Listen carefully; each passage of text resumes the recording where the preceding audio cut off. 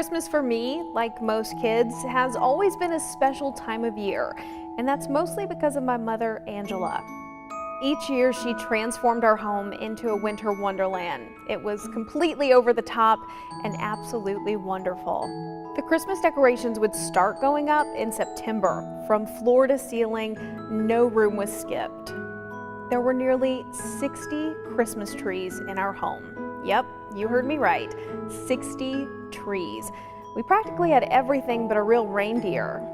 From the day after Thanksgiving until Christmas Eve, every night my mom would open up our house and give tours to anyone who wanted to stop by.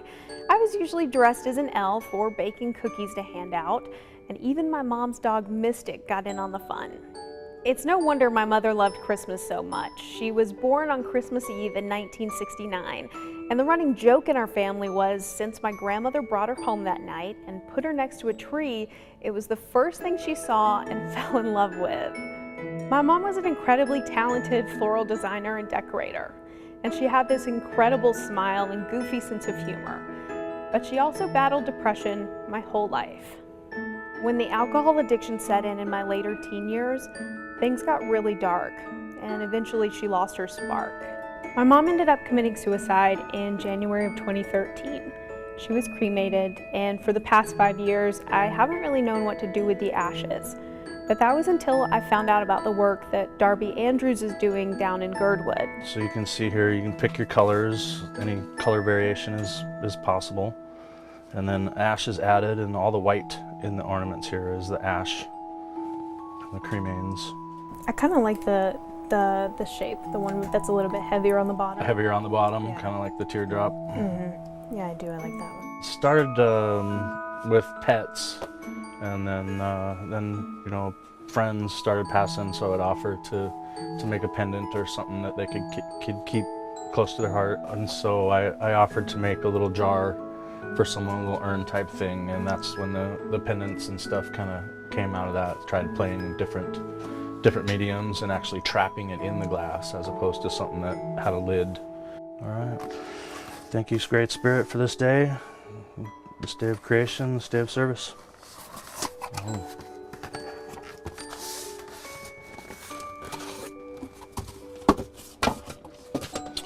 Would you like to come open Mom up? I'm gonna take a little bit here. I found sometimes it's easier just to grind some up than to try and sort.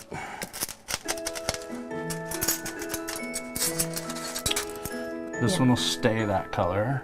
That's perfect. Purple is kind of a no-brainer because that was my mom's signature color. It's what she was known for, and she absolutely loved it.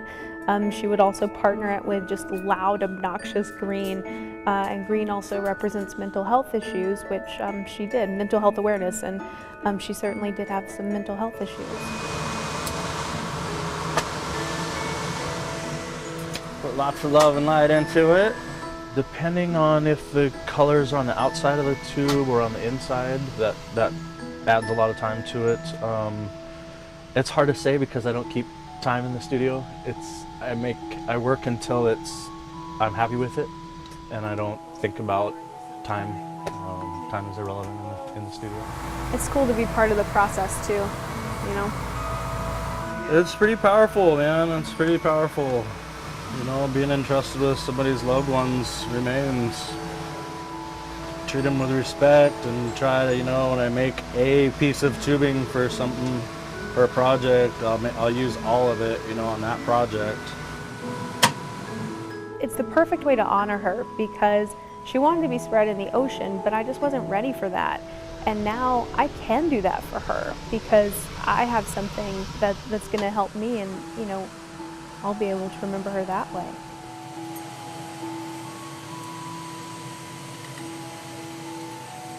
Once that glass starts to glow, you can see it start to stick in there. Some heat all the way through to the center. There it goes. As Christmases were just like, they were so special to us. And, you know, as dark as things got in the end, the Christmas memories, that's how I remember my mom, and that's what I want others to remember about her. And so for me, it's the perfect way to keep that alive.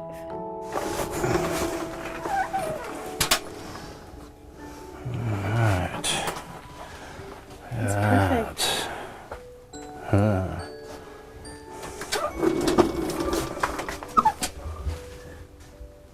Thank you so much, Darby. It's perfect. You're welcome. I did not want to do this story because I feel like as journalists, we're not the story. But the reality is that I do know what it's like to lose not just someone to suicide, but your parent. And for me, I would hope that I would be able to help someone else who may be going through that as well. Because it sucks, but your life doesn't end with theirs. And there are ways to carry, the good memories that you have from them. And you can take those with you.